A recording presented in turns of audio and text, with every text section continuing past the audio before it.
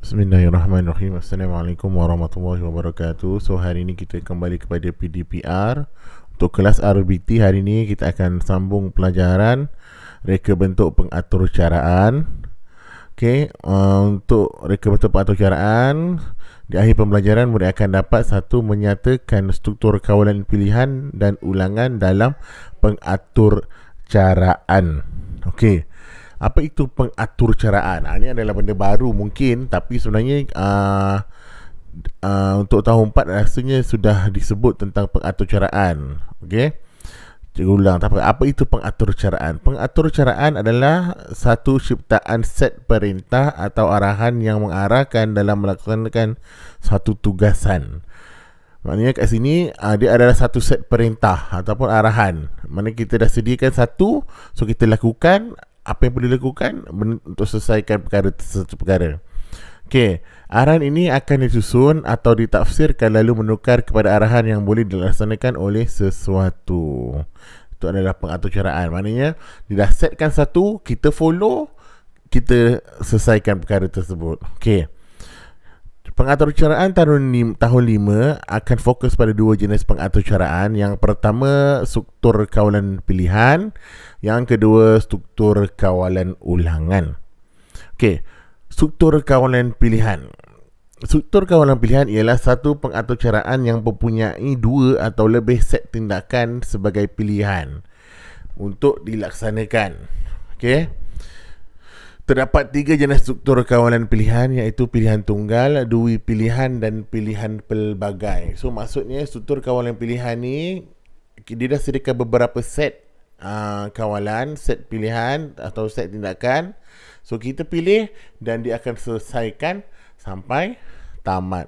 Contoh struktur kawalan pilihan yang pengaturcaraan yang melibatkan struktur kawalan pilihan yang ialah yang pertama, vending machine. Apa maksudnya? Kita masukkan duit, kita pilih air yang ada, kita tekan, keluar air tersebut. Contoh awan air Coca-Cola, tekan air Coca-Cola, masukkan RM2. Contoh RM2 lah harga air Coca-Cola tu, masukkan RM2. Lepas tu tekan air Coca-Cola dan jatuh keluar air Coca-Cola. So kita ambil vending machine. Ataupun yang kedua, tempat basuh baju sekarang kan banyak kan yang masukkan duit, lepas tu pilih nak air sejuk, air panas, air apa tu, basuhan apa, basuhan soft ke hard ke apa tu. Tu adalah pilihan yang kita tetapkan. So sampailah baju kita kering. Contoh yang ketiga, contohnya coffee maker. Sama ada kita nak buat coffee O ataupun coffee susu. So kita tetapkan, nanti kita tunggulah air tu keluar dengan sama ada air kopi O ke atau kopi susu. So benda tu kita dah tetapkan, dan so kita tinggal pilih dan terhasillah something. Okey. Struktur kawalan ulangan pula, yang tadi pilihan, yang ini ulangan, satu set tindakan yang sentiasa berulang sehingga syarat dipenuhi. Tahun 5 kita akan fokus pada kawalan selagi, iaitu while. Contohnya lampu isyarat, lampu kecemasan dan siren ambulans. Contoh lampu isyarat. Okey. So kalau nak berjalan, kita lampu hijau. Lepas dah berjalan berapa minit, kita akan kembali kepada lampu merah, berhenti. Okey. Macam tu. Lepas tu bersedia lampu kuning dan sebagainya. Okey. Okey. Kalau macam siren, lampu siren kecemasan polis tu, dia bila di on kan, dia akan sentiasa menukar biru ke merah, biru ke merah, biru ke merah, sampailah polis matikan kembali lampu tersebut. So benda tu akan berulang lampu tu. So itu adalah set kawalan yang berulang. So ada kawalan dia, ada dia punya set tindakan dia. Okey. So struktur kawalan pilihan dan ulangan dalam algoritma. So apa algoritma ataupun algoritma? Apa itu algoritma? Algoritma bermaksud tata cara yang menyatakan tindakan-tindakan yang perlu dilaksanakan dan urutan tindakan yang menyelesaikan masalah. Algoritma boleh diwakili melalui pelbagai cara. Yang ini kita akan belajar dua cara, iaitu yang pertama, cara ta'lir menggunakan simbol grafik seperti lurus, anak panah, bentuk geometri mewakili urutan langkah bagi algoritma yang perlu dilaksanakan. Okey, ataupun yang kedua, menggunakan pseudocode memerihalkan langkah-langkah algoritma dengan menggunakan ayat-ayat yang ringkas. Okey. Algoritma yang pertama kita guna untuk struktur kawalan pilihan. Okey. Situasi satu, kawalan pilihan tunggal. Kita tengok situasi dia. Ahmad ke kantin dan hendak membeli nasi ayam. Dia beratur menunggu giliran. Setelah menjumpai sepinggan nasi ayam, dia ke kaunter bayaran untuk bayaran sebelum keluar daripada barisan. So dekat sini, Ahmad nak cari apa?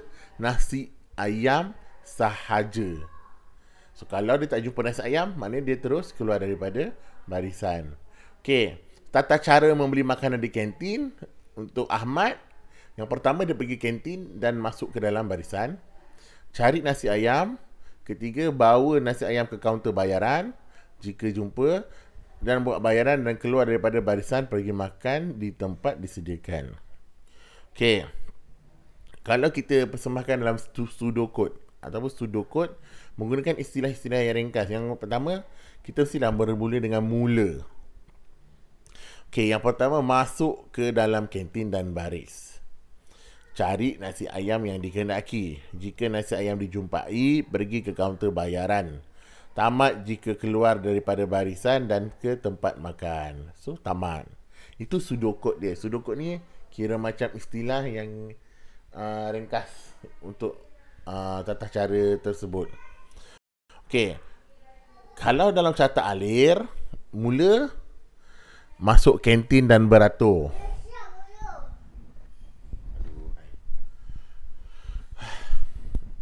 Carta alir yang pertama, mula, okey, masuk kantin dan beratur. Cari nasi ayam. Okey, jumpa nasi ayam.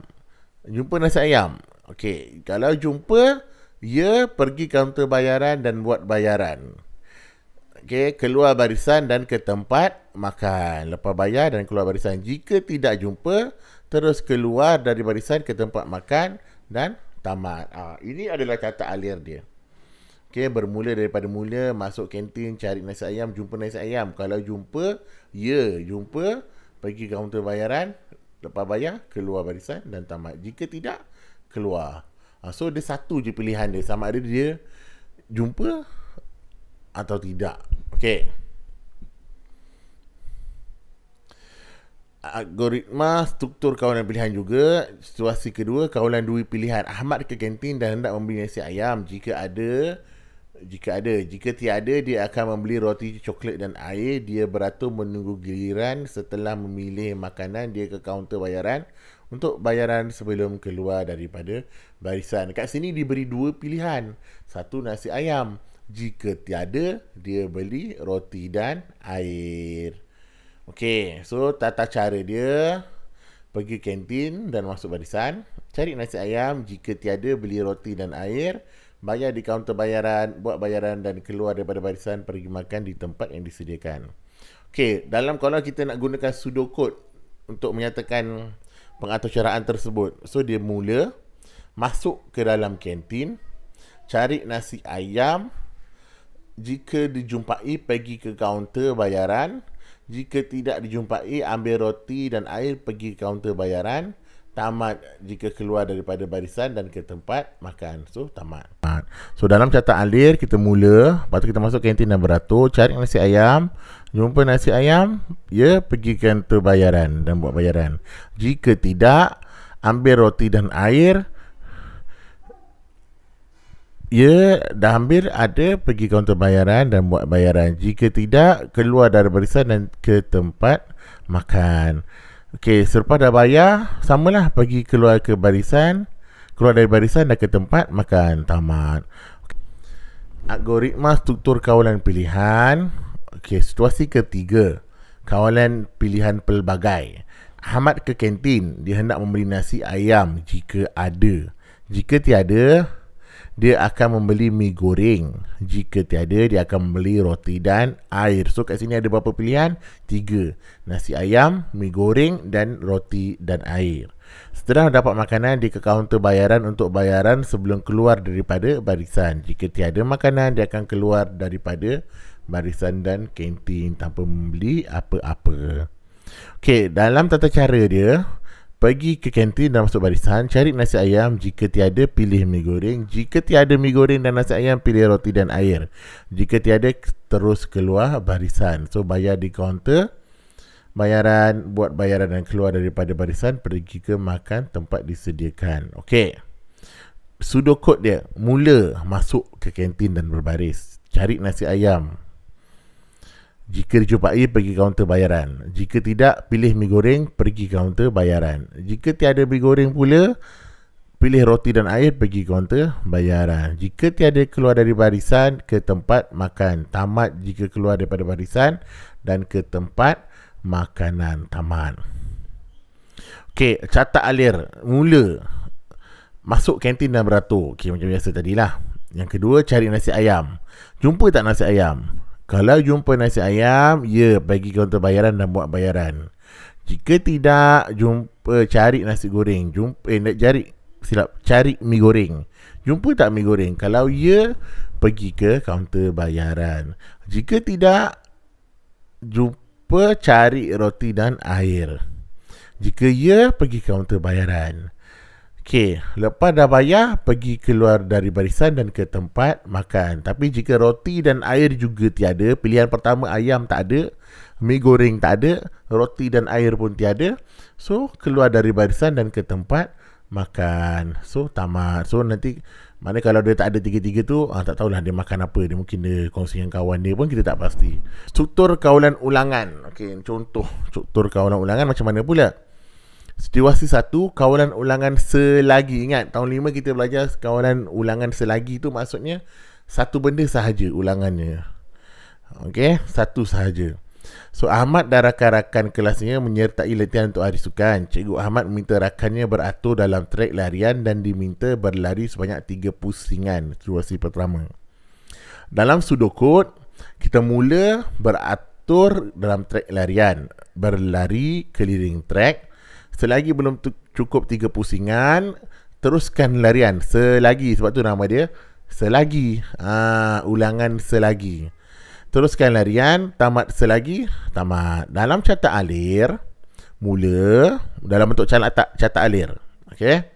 Mula beratur dalam trek yang pertama. Yang kedua, berlari keliling trek. Okey. So, belum cukup 3 pusingan. Kalau belum cukup, selagi belum cukup 3 pusingan, kena larilah. Ya, mana kalau contoh dia belum cukup. Okey, contoh dia belum cukup. Ya, belum cukup.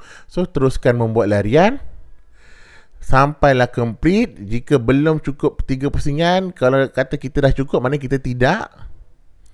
So, kalau tidak, mana kita dah cukup 3 pusingan. So, tamat. Itu je. So, ulang sampai cukup tertentu, tamat. Okey. Contoh kedua, Cikgu Tina meminta muridnya membuat latihan matematik yang dipaparnya di papan putih. Setelah siap, murid hantar pada guru dan guru semak. Selagi ada kesalahan, murid diminta buat semula latihan tersebut dan hantar. Okey. Kalau secara pseudocode, kita akan buat mula salin latihan di papan putih. Buat latihan yang diberikan, hantar pada guru dan semak. Selagi belum betul semua, buat semula latihan. Teruskan latihan, tamat selagi. Tamat. Ingat selagi belum betul semua, kena buat semula latihan. Okey, catat alir, mula salin latihan di papan putih. Buat latihan, hantar pada cikgu. Okey. Pada cikgu ni hantar, cikgu semak. Bila cikgu semak, belum betul semua. Ya, belum betul semua, maknanya ada satu salah. So, awak ada satu salah, terus membuat latihan. Buat balik latihan dan hantar semula kepada cikgu. Sampailah awak betul semua. So, maknanya belum betul semua. So, kat sini awak dah betul semua. Tidak ni maksudnya awak dah betul semua. So, tamatlah ulangan tersebut. Okey. Contoh ketiga. Ni paling senang lah. Karim sudah berlari 3 pusingan. Dia berasa haus, dia pergi minum secawan air. Selagi belum hilang haus, dia minum secawan air lagi. So, kawalan ulangan selagi ni, mula berlari 3 pusingan, minum secawan air. Selagi belum hilang haus, minum secawan air lagi. Teruskan minum. Tamat selagi, tamat. Okey, so catat alir, mula berlari 3 pusingan, minum secawan air. Okey. Dah hilang haus ke belum? Belum hilang haus. Ya. Kalau ya, minum lagi air tersebut. Minumlah. Sampailah awak ulang, sampailah awak hilang haus. Maknanya belum hilang haus ni tanya, belum hilang haus, selagi belum hilang, awak minum. Tapi bila sudah hilang, so awak tidak haus lagi, so tamatlah ulangan tersebut. So kawalan ulangan tu dah habis lah. Maknanya dah tamat. Tak ada lagi ulangan. So itu adalah kawalan selagi. Macam contoh yang pertama tadi, berlari 3 pusingan. Selagi tidak cukup, kena lari sampai 3 pusingan cukup. Contoh yang kedua, hantar latihan dengan betul. Selagi tidak ada kesalahan, selagi ada kesalahan, selagi itulah dia kena buat latihan dan hantar semula. Dan contoh paling senang lah, awak haus. Selagi awak haus, awak minum air. Sampailah hilang haus awak. Haus awak tu hilang, kira tamatlah ulangan tersebut. Okay, so itu sahaja. Alhamdulillah, sekian sahaja untuk hari ini. So ingat balik apa itu pengaturcaraan. Yang pengaturcaraan yang kita belajar, yang pertama, kawalan pilihan. Kita ada pilihan, sama ada kita nak satu pilihan, dua pilihan dan pelbagai. So mana pilihan tu pelbagai. Contoh-contoh mesin yang menggunakan kawalan pilihan adalah vending machine, mesin basuh awam tu yang kita kena bayar, dan juga coffee maker, ataupun banyak lagi lah contoh-contoh lain yang boleh kita cari. Okey, yang kedua, kawalan ulangan. Ulangan ni benda tu sentiasa berulang. Contoh berulang macam traffic light ataupun siren, sampailah dimatikan. Tapi kita belajar pada ulangan selagi. Apa maksud ulangan selagi? Selagi belum selesai, kita akan ulang perkara tersebut. Okey. Contoh paling mudah, awak haus. Selagi awak haus, awak minum air. Selagi tak hilang haus tu, minum air lagi. Minum ulanglah berapa kali awak minum air sampailah hilang haus. So itu untuk hari ini. So terima kasih pada sudi mengikuti kelas. Semoga murid dapat ketahui bagaimana pengaturcaraan berfungsi. Selepas ini kita akan belajar lebih mendalam tentang pengaturcaraan. So tahniah, jaga diri dan jauhi COVID-19. So itu sahaja daripada cikgu. Assalamualaikum warahmatullahi wabarakatuh.